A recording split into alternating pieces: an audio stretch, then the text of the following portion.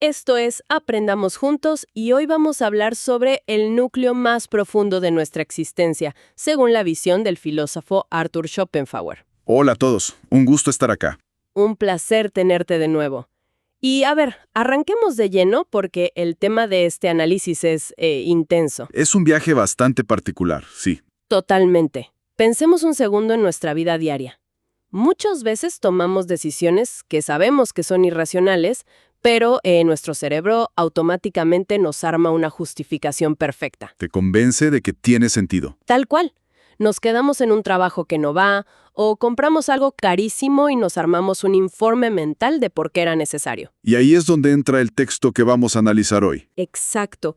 Hoy vamos a sumergirnos en un material del siglo XIX que nos dice algo brutal. Básicamente, que nuestra mente consciente, ese intelecto tan pulido, no está al mando. Es un empleado. Es una premisa que te descoloca. Te mueve el piso desde el minuto 1. Completamente. Y para decodificar esta perspectiva, vamos a usar extractos del segundo volumen de su obra máxima, El mundo como voluntad y representación. Que tiene un contexto fundamental, digamos. Claro, porque el primer volumen lo publicó cuando tenía 30 años. Era joven, sí. Pero este segundo tomo sale 25 años después. O sea, es un Schopenhauer mucho más maduro, sin pelos en la lengua. Sin paciencia para la academia. Exacto. Es como si el primer libro fuera un boceto y esta es la pintura terminada, con los colores más oscuros. Totalmente. Se nota esa crudeza en la escritura. Y nuestra misión hoy es desglosar esto. Entender qué dirige nuestras decisiones y cómo el arte y el sufrimiento, curiosamente, nos ofrecen una salida. Sí, sí. Y para entender hacia dónde vamos, tenemos que arrancar por su división básica de la realidad. A ver, contanos un poco de eso. Él dice que el mundo opera en dos niveles. Primero, está la representación. ¿Qué sería como lo que vemos? Exacto. Quienes nos escuchan puedan pensar en esto como la imagen que el cerebro construye. El tiempo, el espacio, los colores. Como una interfaz fisiológica. Claro, es un fenómeno biológico. La simulación continua que corremos para entender el entorno. Es la fachada, digamos, como la pantalla del celular, con sus iconos. Muy buena analogía. Pero detrás de eso, en la esencia más oculta, está lo que él llama la voluntad. Y acá hay que tener cuidado con las palabras, ¿no? Totalmente. No es la fuerza de voluntad para ir al gimnasio. Claro, no es levantarse temprano a correr. No, no. Para él, la voluntad con mayúscula es un impulso ciego, irracional. No tiene conocimiento. Es pura energía, digamos. Exacto. Una energía sorda cuya única meta es seguir existiendo. Bueno, pero detengámonos acá porque esto, choca de frente con cómo nos vemos a nosotros mismos. Nos pega en el ego, sí. Claro, nos creemos la cúspide de la razón. Pensamos, calculamos. Si esta voluntad ciega domina, ¿qué pasa con nuestra mente brillante? Y ese es el concepto clave, la primacía absoluta de la voluntad. O sea, manda ella. Manda ella. El intelecto, la razón, es totalmente secundario. Es una herramienta que la voluntad creó para sobrevivir. Un sirviente. Tal cual. Un simple sirviente. Y el texto tiene una analogía brillante sobre esto que quiero traer a la mesa. Él compara esta relación con un hombre ciego y muy fuerte. Sí, la imagen del ciego y el paralítico. Es insuperable. Es buenísima. Un hombre ciego, re musculoso, que lleva sobre sus hombros a un paralítico que sí puede ver. Claro, el ciego pone todo el movimiento. Exacto, el ciego es la voluntad, él avanza, pone la fuerza bruta. Y el paralítico, que sería nuestro intelecto, va arriba y solo le avisa dobla acá o cuidado con el pozo. Le indica la dirección nada más. Claro. Entonces te pregunto, si la mente es solo el paralítico que avisa, ¿nuestras grandes decisiones racionales son solo excusas? Sí, son simples justificaciones de deseos irracionales. ¡Wow! Es fuerte. Es fuerte, pero él da ejemplos muy claros. Pensá en el agotamiento. El intelecto se cansa. Claro, después de estudiar necesitas dormir. Exacto. El cerebro necesita apagarse. Pero la voluntad nunca se cansa. Los latidos del corazón, la respiración. Todo eso sigue. Es la vida misma. Y por eso Schopenhauer dice que lo que se opone al corazón, la cabeza no lo admite. Claro, la cabeza filtra. Totalmente. La esperanza nos hace ver lo improbable como cercano, solo para calmar a la voluntad. Y el miedo magnifica los peligros. Tal cual, porque el intelecto altera la realidad para apaciguar a su jefe, digamos. Es como si fuera un empleado estresadísimo. Literalmente. Y por eso es tan sensible. Y eso explica un detalle memorable que aparece en las fuentes, que me pareció fascinante. Habla de por qué los genios no soportan el ruido. Así, el tema de la sensibilidad extrema. Menciona a Kant y al escritor Jean Paul, que no toleraban el bullicio de la calle. Sufrían físicamente. Sí. Y cuenta el caso de Goethe, que llegó a comprar una casa en ruinas al lado de la suya. Solo para que no hicieran ruido arreglándola. Exacto, solo para evitar los martillazos de una posible reparación. Claro. Es que para la voluntad, para el ciego, el ruido no importa. Sigue bombeando sangre. Pero para el paralítico, que tiene que procesar toda la realidad, Un martillazo le rompe la capacidad de funcionar. tal cual. Ahora, esto me lleva a una transición lógica importante. A ver, Si la voluntad domina y su meta es solo existir, y nosotros somos el empleado cansado, ¿cómo hace para que la humanidad no se rinda frente a las dificultades? y ahí entramos en un terreno espinoso. La ilusión del amor. Uy, La trampa de la especie. exactamente. La metafísica del amor sexual, como él lo llama. Contanos un poco de esto, porque es oscuro. Bastante.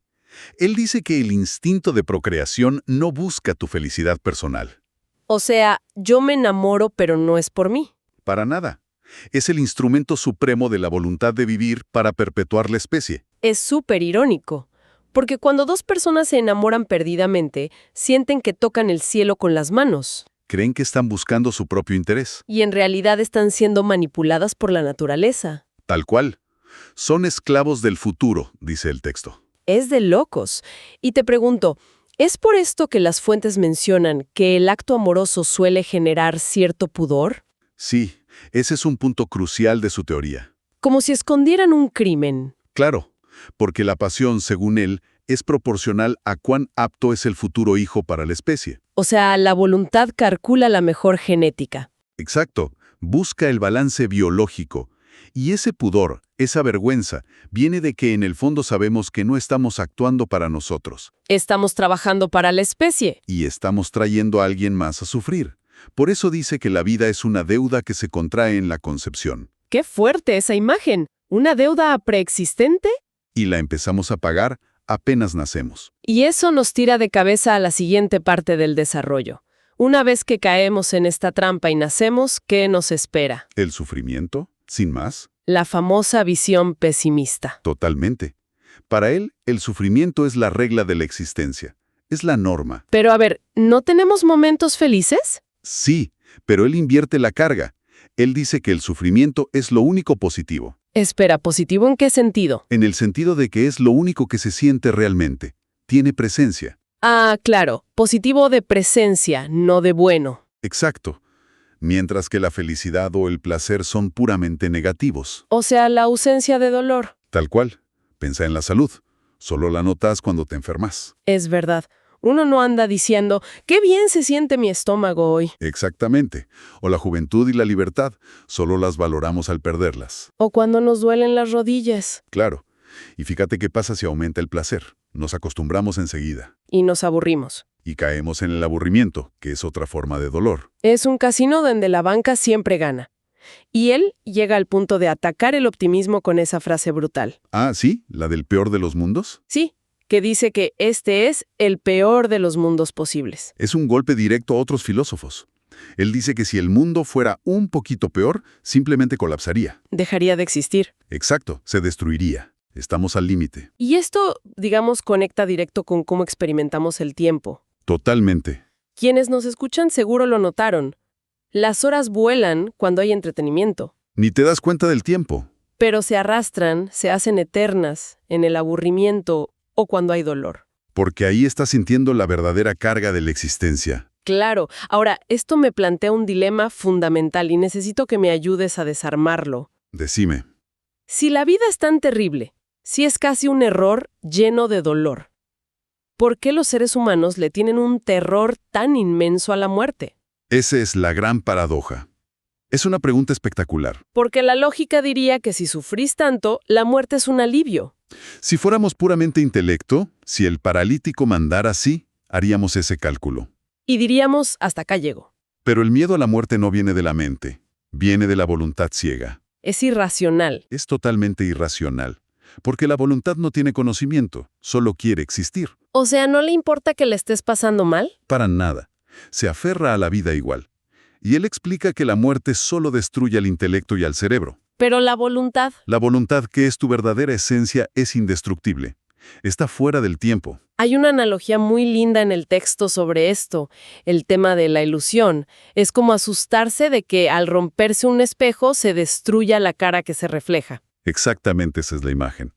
Tememos a la muerte porque confundimos el reflejo temporal con la esencia. Se rompe el vidrio, pero vos seguís ahí. Tal cual, la voluntad sigue intacta en la naturaleza. Bueno, pero entonces estamos en una situación re complicada. Bastante, sí. Estamos en un ciclo interminable de deseo, dolor y aburrimiento, manejados por un impulso ciego. La pregunta natural es, ¿hay alguna forma de escapar? Afortunadamente, sí. Él propone vías de redención. ¿Cómo apagamos este motor ensordecedor? Hay dos caminos principales para silenciar la voluntad. El primero es a través del arte. A ver, ¿cómo funcionaría eso? Es una vía temporal. Cuando vos contemplas una obra de arte o escuchas música, el intelecto se separa de la voluntad. O sea, contemplas de forma objetiva. Exacto. Sin deseos, levantas la niebla del egoísmo por un rato. Dejas de preguntarte, ¿para qué me sirve esto? Tal cual. Y ahí, por un instante, experimentas una paz enorme. Pero es temporal. Se termina la canción y vuelve el problema. Vuelve el dolor, claro. Por eso existe una segunda vía, que es la definitiva. ¿Cuál sería? El ascetismo y el gran sufrimiento. Uy, o sea, el sufrimiento te salva. En cierto modo, sí. Él usa un término griego, el deuteroplus. El segundo camino. Claro, cuando el dolor es extremo, funciona como un proceso de purificación. Esto es re contraintuitivo, ¿eh? Lo sé, parece loco. Pero el dolor extremo rompe la voluntad de vivir. Te hace ver la futilidad de todo. Es como que te rendís, pero en el buen sentido. Dejas de desear compulsivamente. ¿Sabes qué? Quiero ilustrar esto con un ejemplo del texto que me pareció clave. El tema de la tragedia escénica. Ah, sí, el teatro. Claro. Pensemos cuando vemos una obra de teatro trágica. El héroe lucha, sufre y al final lo pierde todo. Deberíamos salir deprimidos. Exacto, pero al revés, experimentamos una especie de elevación, una paz extraña. Una catarsis. Tal cual. Porque la tragedia, sea en el escenario o en la vida real, nos enseña la futilidad del afán humano. Nos muestra que luchar ciegamente no tiene sentido. Y eso ayuda a la mente a resignarse, a soltar, y finalmente te liberas de las cadenas del deseo. Es la renuncia final. Apagas el motor aceptando la realidad tal cual es, sin exigirle nada. Bueno, creo que ya estamos llegando a la recta final y me gustaría hacer un pequeño resumen de todo este viaje mental que hicimos. Dale, me parece perfecto. Básicamente, somos seres impulsados por una voluntad ciega y primordial. Que usa nuestro intelecto inteligente como un simple radar, una herramienta. Y nos engaña con cosas maravillosas como el amor, solo para perpetuar a la especie. Nos tira a un mundo donde el dolor es la norma constante. Y la felicidad es solo un espejismo, la ausencia temporal de ese dolor. Pero, y esto es lo importante, tenemos una salida. En el arte puro y en la aceptación profunda del sufrimiento. Ahí encontramos la llave para liberarnos. Y apagar ese motor implacable de una vez. Es una filosofía oscura, pero innegablemente lúcida. Totalmente. Y me quiero despedir dejando a quienes nos escuchan hoy con una reflexión final, algo para que sigan masticando por su cuenta. A ver, contame. Si nuestro brillante intelecto es en el fondo un esclavo de una voluntad primitiva y ciega que solo busca sobrevivir, Sí. cabe preguntarnos hasta qué punto los gigantescos avances tecnológicos o las estructuras sociales complejas que construimos hoy son realmente obras de nuestra razón libre, ¡Wow! o no serán en realidad más que herramientas ultra sofisticadas diseñadas para alimentar exactamente ese mismo instinto animal básico que teníamos en las cavernas. Es una pregunta espectacular. Nos hace replantear todo lo que llamamos progreso. Definitivamente. Hasta la próxima.